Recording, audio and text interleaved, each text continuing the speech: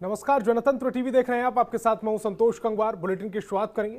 प्रधानमंत्री नरेंद्र मोदी लाइव हैं इस समय। प्रधानमंत्री ने 8वीं किस्त जारी कर दी है। 9.5 करोड़ किसानों के खातों में यह किस्त भेजी गई है। प्रधानमंत्री क्या कुछ कह रहे हैं, सुनवाते हैं आपको। करोड़ रुपए सीधे किसानों के खाते में पहुंच चुका है। सबसे बड़ी बात यह कि अब किसान जो उपज मंडी में बेच रहा है उसको अब अपने पैसे के लिए लंबा इंतजार नहीं करना पड़ता, परेशान नहीं होना पड़ता। किसान के हक का पैसा सीधा उसके बैंक खाते में जमा हो रहा है। मुझे संतोष है कि पंजाब और हरियाणा के लाखों किसान पहली बार डायरेक्ट ट्रांसफर की इस सुविधा से जुड़े हैं।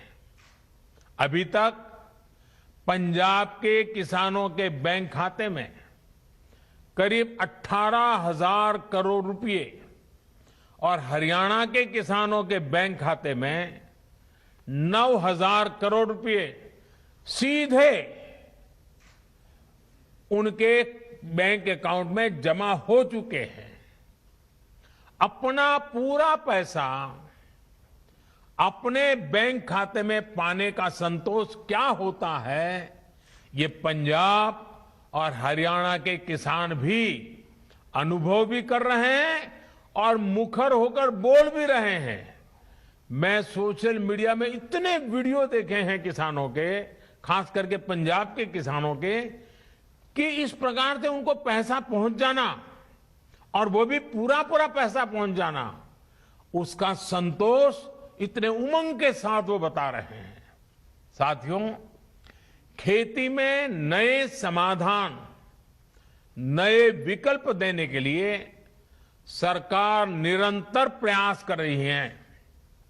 जैविक खेती को बढ़ावा देना ऐसा ही प्रयास है। इस प्रकार की फसलों में लागत भी कम है, ये मिट्टी और इंसान के स्वास्थ्य के लिए लाभदायक है और इनकी कीमत भी ज्यादा मिलती है। थोड़ी देर पहले इस प्रकार की खेती में जुड़े देश भर के कुछ किसानों से मेरी बातचीत भी हुई है। उनके हौसले, उनके अनुभवों को जानकर मैं बहुत उत्साहित हूं। आज गंगा जी के दोनों ओर करीब 5 किलोमीटर के दायरे में जैविक खेती को व्यापक स्तर पर प्रोत्साहित किया जा रहा है, ताकि वो जो खेत में उपयोग किया गया केमिकल है, बारिश के समय जो पानी बहकर के गंगा जी में न चला जाए और गंगा जी प्रदूषित न हो, इसलिए गंगा जी के दोनों तट के 5-5 किलोमीटर करीब ये जैविक उत्पादक को विशेष बल दिया जा रहा है। ये जैविक उत्पाद नमामि गंगे के ब्रांड के साथ बाजार में उपलब्ध किए जा रहे हैं।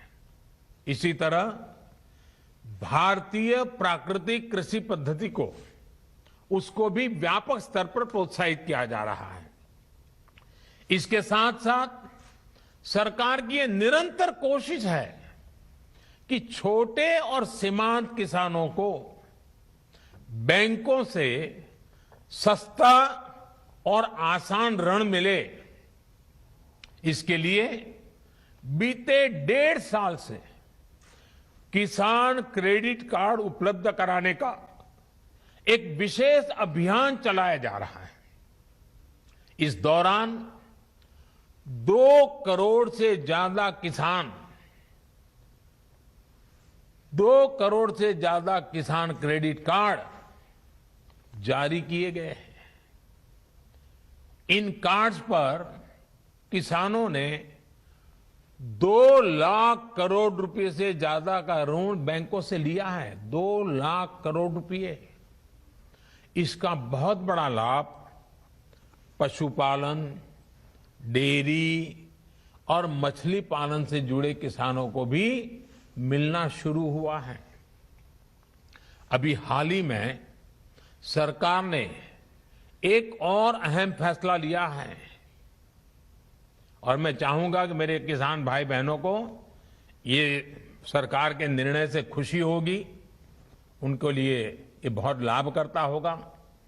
सरकार ने निर्णय किया है कि कोरोना काल को देखते हुए केसीसी ऋण के भुगतान या फिर नवीनीकरण की समय सीमा को बढ़ा दिया गया है। ऐसे सभी किसान जिनका ऋण बकाया है वो अब 30 जून तक ऋण का नवीनीकरण कर सकते हैं।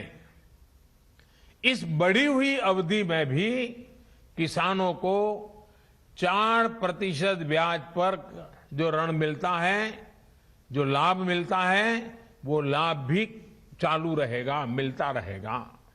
साथियों, गांव का, किसान का कोरोना के विरुद्ध भारत की लड़ाई में बहुत बड़ा योगदान रहा है। ये आपके ही श्रम का परिणाम है कि आज इस कोरोना काल में भारत दुनिया की सबसे बड़ी मुफ्त राशन की योजना चला रहा है। प्रधानमंत्री गरीब कल्याण योजना के माध्यम से पिछले वर्ष 8 महीने तक गरीबों को मुफ्त राशन दिया गया था। इस बार मई और जून महीने में देश के 80 करोड़ से ज्यादा साथियों को राशन मिले, इसका प्रबंध भी किया गया है।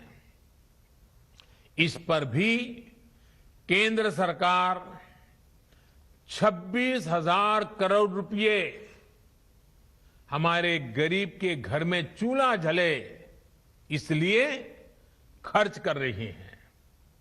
मैं राज्य सरकारों से आग्रह करूंगा कि गरीबों को इस राशन के वितरण में कोई परेशानी ना आए, ये सुनिश्चित करें। साथियों, 100 साल बाद आई इतनी भीषण महामारी कदम कदम पर दुनिया की परीक्षा ले रही है। हमारे सामने एक अदृश्य दुश्मन है और ये दुश्मन बहुरूपिया भी है। और इस दुश्मन के कारण, इस कोरोना वायरस के कारण हम अपने बहुत से करीबियों को खो चुके हैं। बीते कुछ समय से जो कष्ट देशवासियों ने सहा है, अनेकों लोग जिस दर्द से गुजरे हैं, तकलीफ से गुजरे हैं, वो मैं भी उतना ही महसूस कर रहा हूं। देश का प्रधान सेवक होने के नाते आपकी हर भावना का मैं सहभागी हूं। कोरोना की सेकंड वेव से मुकाबले में संसाधनों से जुड़े जो भी गतिरोध थे वो तेजी से दूर किए जा रहे हैं। युद्ध स्तर पर काम करने का प्रयास हो रहा है। आपने देखा होगा, सरकार के सभी विभाग, सारे संसाधन, हमारे देश के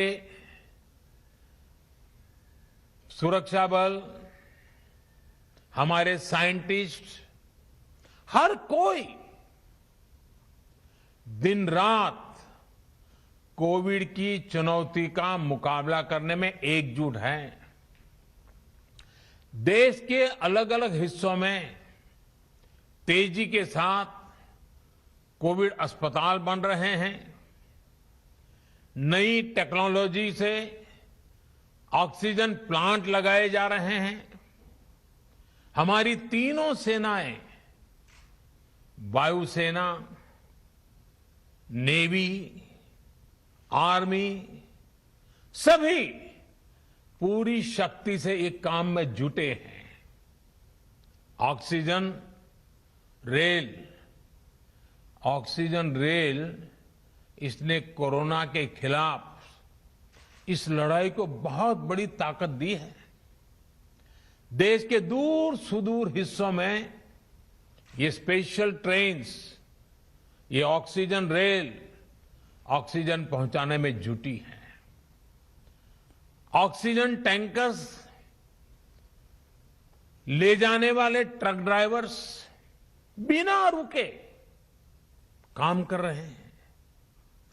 देश के डॉक्टर्स हो, नर्सिंग स्टाफ हो, सफाई कर्मचारी हो, एम्बुलेंस के ड्राइवर्स हो, लैब में काम करने वाले सज्जन हो, सैंपल कलेक्ट करने वाले लोग हो, एक एक जीवन को बचाने के लिए 24 घंटे जुटे हुए हैं। आज देश में जरूरी दवाइयों की आपूर्ति बढ़ाने पर युद्ध स्तर पर काम किया जा रहा है। सरकार और देश के फार्मा सेक्टर ने पिछले कुछ दिनों में जरूरी दवाइयों का उत्पादन कई गुना बढ़ाया है।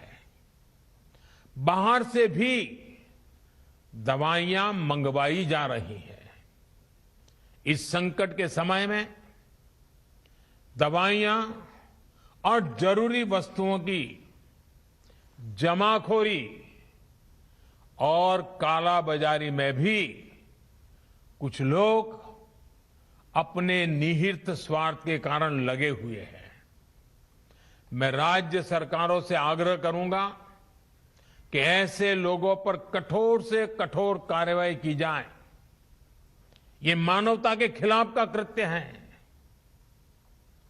भारत हिम्मत हारने वाला देश नहीं है। न भारत हिम्मत हारेगा और न कोई भारतवासी हिम्मत हारेंगे। हम लड़ेंगे और जीतेंगे। साथियों, आज के इस कार्यक्रम में मैं देश के सभी किसानों को, गांव में रहने वाली सभी भाई बहनों को कोरोना से फिर सतर्क करना चाहता हूं। ये संक्रमण अभी गांव में भी तेजी से पहुंच रहा है। देश की हर सरकार इससे निपटने के लिए हर संभव प्रयास कर रही है। इसमें गांव के लोगों की जागरूकता, हमारी पंचायती राज से जुड़े जो भी व्यवस्थाएं हैं, उनका सहयोग, उनकी भागीदारी उतनी ही आवश्यक है। आपने देश को कभी निराश नहीं किया है। इस बार भी आपसे यही उम्मीद है। कोरोना से बचाव के लिए आपको खुद पर, अपने परिवार पर, सामाजिक स्तर पर जो भी जरूरी कदम है, आवश्यकताएं हैं, उसे हमें उठाने ही है। मास्क लगातार पहनना बहुत जरूरी है। वो भी ऐसा पहनना है कि नाक और मुंह पर पूरी तरह से ढका रहे।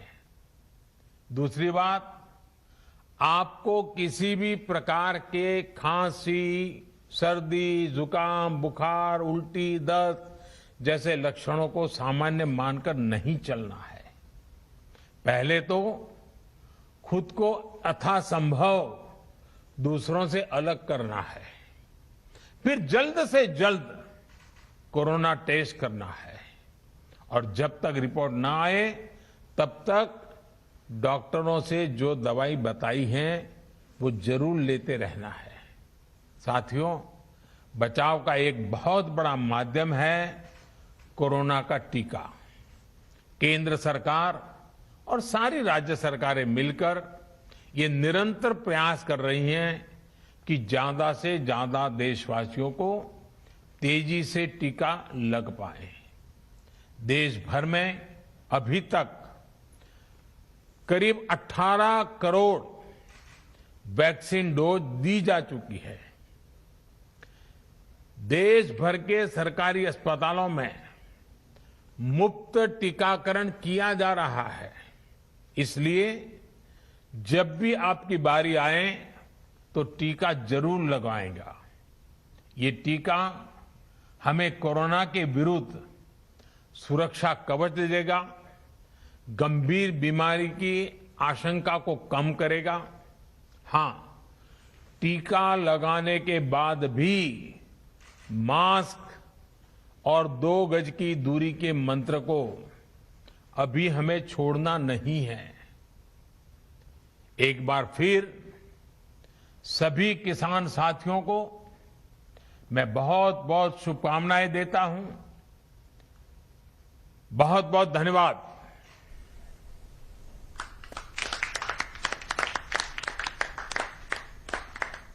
माननीय प्रधानमंत्री जी का बहुत बहुत धन्यवाद। कार्यक्रम के अंत में हम माननीय प्रधानमंत्री जी, केंद्रीय किसान एवं कल्याण मंत्री जी, सभी केंद्रीय मंत्रीगण, माननीय मुख्यमंत्रीगण, माननीय सांसदगण, माननीय राज्य के कृषि मंत्रीगणों को अपना आभार व्यक्त करते हैं जिन्होंने इस कार्यक्रम की शोभा बढ़ाई। इस कार्यक्रम में उपस्थित तो मौका था किसान सम्मान निधि की 8वीं किश्त का और इस दौरान प्रधानमंत्री नरेंद्र मोदी ने कोरोना की लड़ाई के लिए अहम सुझाव दिए हैं। उन्होंने कहा है कि गांव देहात के लोग जिन्होंने आज तक देश को निराश नहीं किया है, उनसे उम्मीद की जा रही है कि वो एक बार फिर देश को निराश नहीं करेंगे। मास्क लगाएंगे, सोशल डिस्टेंसिंग का पालन करेंगे, खांसी, जुकाम, बुखार जैसे लक्षण होने पर पहले अपने आप को आइसोलेट कर लेंगे, उसके बाद टेस्ट करवाएंगे। कोरोना टेस्ट कराने के बाद डॉक्टर से सलाह लेंगे। तो बहुत महत्वपूर्ण सुझाव दिए प्रधानमंत्री नरेंद्र मोदी ने।